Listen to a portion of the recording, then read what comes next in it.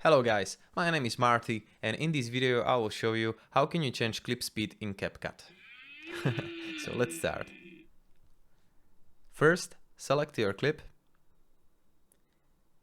go here, click on speed and choose normal. I'm gonna explain curve later. So we're gonna choose normal now, click on it. And for example, we would like to speed it up like 5 times more. Okay.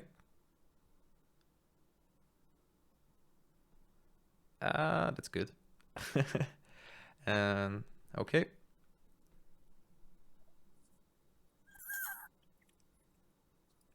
All right.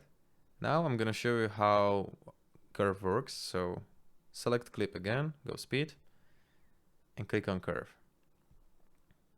So as you can see, we have some presets here.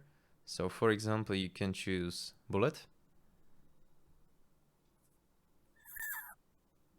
And what is happening here, click on bullet again, you can see this curve of the speed.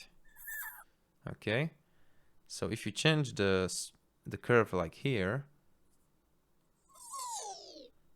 and maybe do it like this, okay, you will get the slow motion.